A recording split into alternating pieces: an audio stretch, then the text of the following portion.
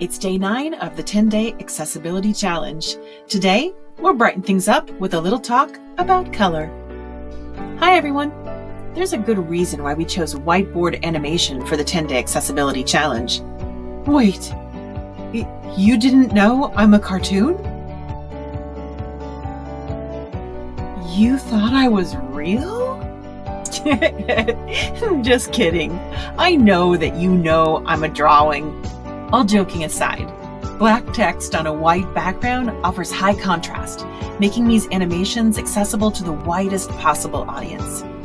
When we design with color, we are most concerned with two things: the use of color to convey meaning and the contrast between background colors and text or graphical objects.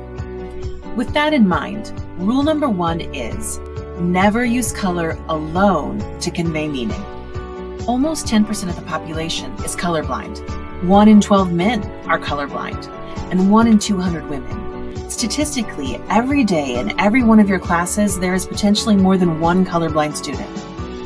The most common types of colorblindness are protonomaly and deuteranomaly, which affect the red and green cones of the eye. With this type of vision, there's little distinction between reds and greens. So what someone with normal vision sees like this, someone with protonomaly sees like this. For this reason, we want to avoid instructions like this. All work due on Tuesdays is listed in red, and all work due on Thursdays is in green. So should we simply avoid color? Not so fast. The rule is not never use color, it's never use color alone. When color is used to convey meaning, combine the color with patterns, like this. So now we're at rule number 2. Ensure you have proper color contrast. People with low vision, cataracts, and/or color blindness will not be able to see your text or graphics if the contrast between the background and the foreground is not adequate.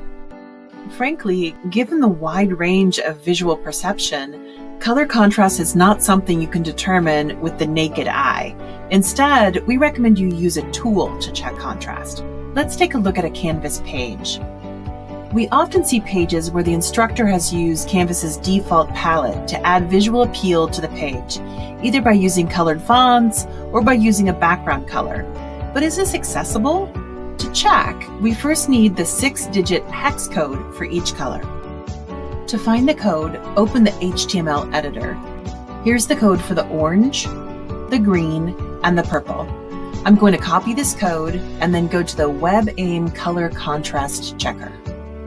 The foreground color is our text color, and in this case, the background color is white. Paste the code into the foreground color field. This color does not have adequate contrast, not for normal text, large text, or graphical objects.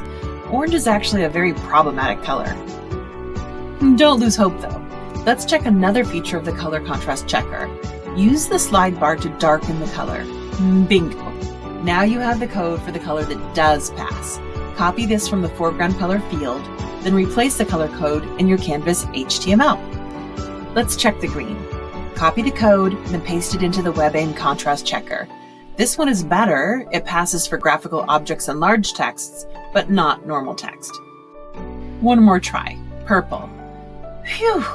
Finally a winner. The moral of this story is that the default colors are not always accessible, but there are tools to get to accessible colors.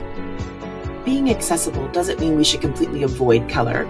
We know color can bring visual appeal to a page, it can focus our attention, and it can even lift our mood. So use color, but use it wisely. Let's go! Great job, you did it! Sharing what works is the key to our success. We'll see you tomorrow for the last day of the 10-day accessibility challenge.